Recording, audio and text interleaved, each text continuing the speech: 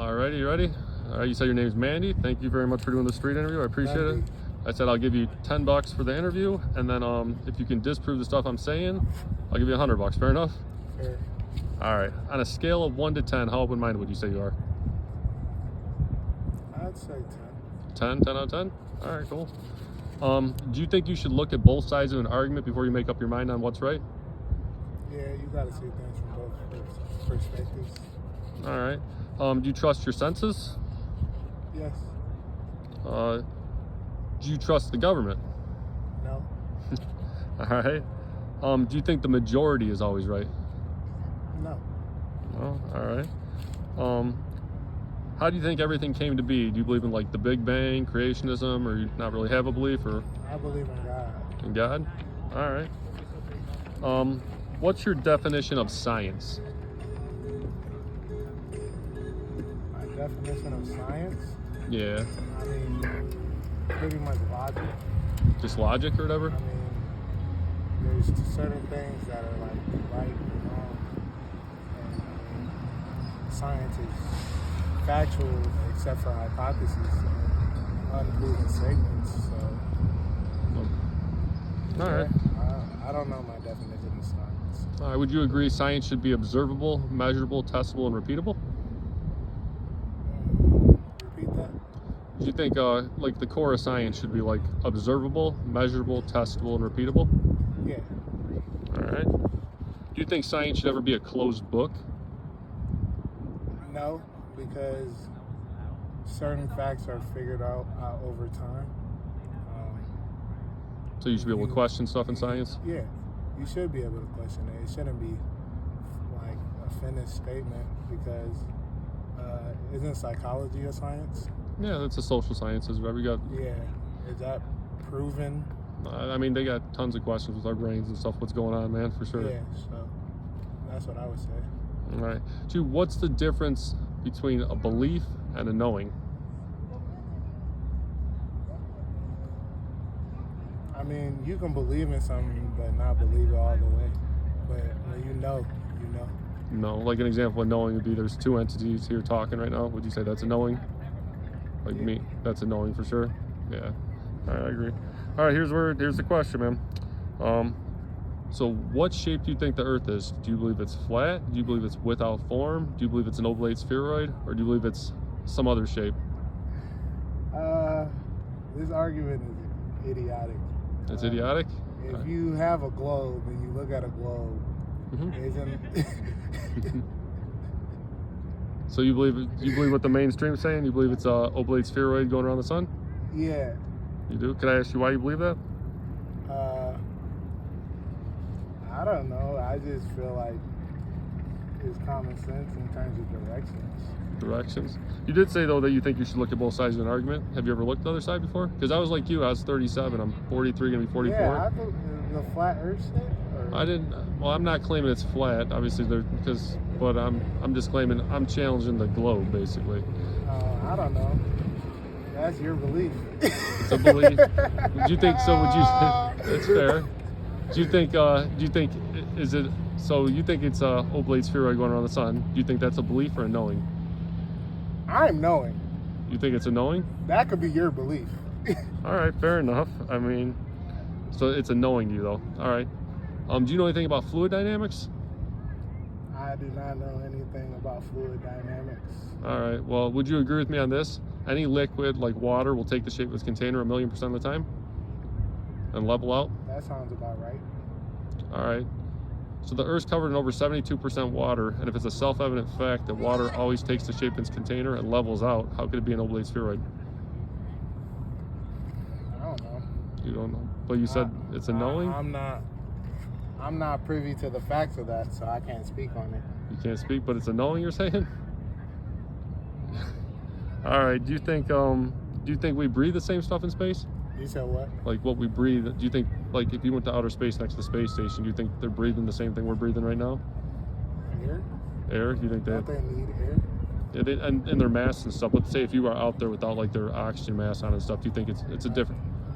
It's probably like I think science says we die or something. Yeah. Well, what they tell us is space is like a negative pressure system. It's not a perfect negative pressure system, but it's a negative pressure system, like as close as you can get to a negative pressure system, and we live in a positive pressure system. You ever use I think I know somebody who could answer these questions. Do you? can call them.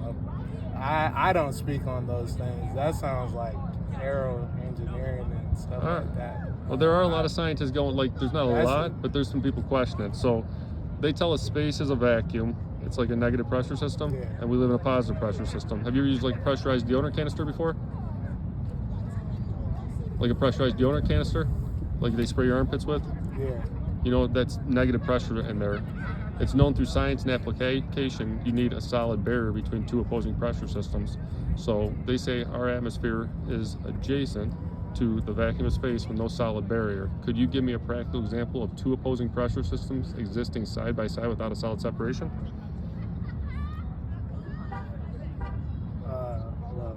Atoms?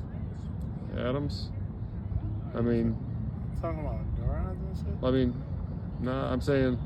Basically, science tells me water doesn't have the ability to... I'm using natural science. Water doesn't have the ability to conform the exterior of a shape. And then science also tells me two opposing pressure systems existing side by side with no barrier can't be observed either. I don't know. You don't know? All right. Have you ever seen the movie The Matrix before? The movie The Matrix? I haven't like really watched it through and through. Mm-hmm. Except I think I watched it when I was younger, but like I gotta watch that as an adult. Yeah, well, but I know the red pill, blue pill. Is that what it red is? pill, blue pill. It's kind of like they're living in a reality they don't know about. Basically, I kind of think it's like something similar to Matrix or whatever. So, have you ever heard do you know the difference between like eclipses, like a lunar eclipse, solar eclipse, all that stuff? Like a solar eclipse is when the moon goes in front of the sun. Yeah.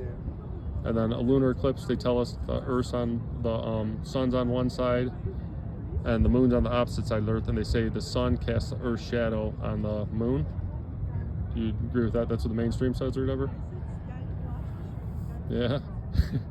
Well, that's what they tell us basically.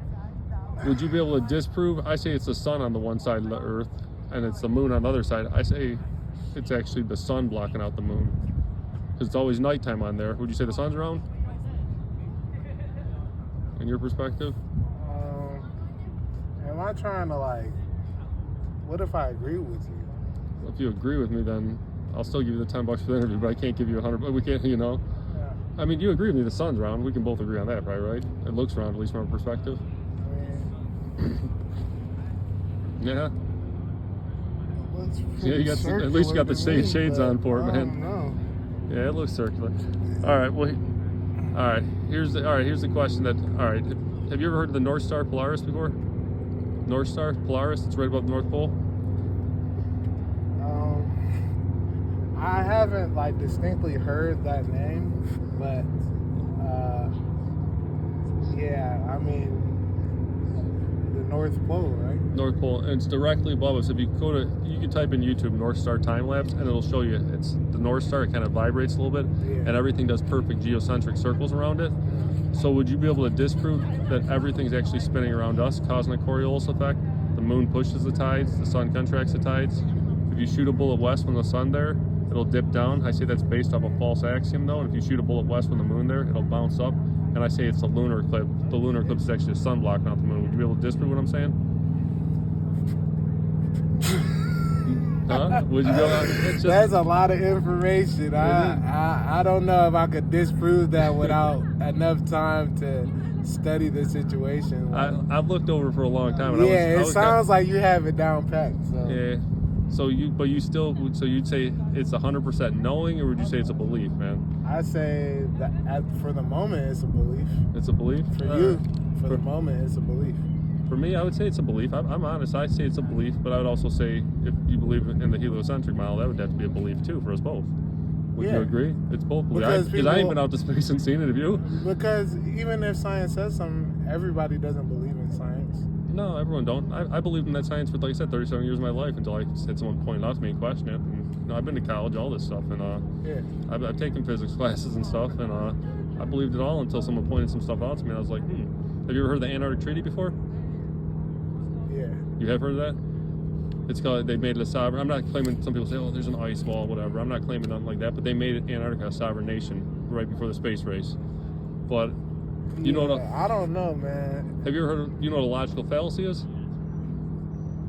At least in terms Logical fallacies. in terms of what I'll use it in terms of what I'm saying for me as a lot, because there's other, but for me I would say this: if we went to a tennis court right now and I had a bunch of tennis balls on me and I threw them all over the tennis court, would that turn the tennis court into a round ball? No. So just because you see circles in the sky, does that mean you're living on a ball? No. All right, that's perfect, man. I'll hook you up with the $10. I appreciate it, dude.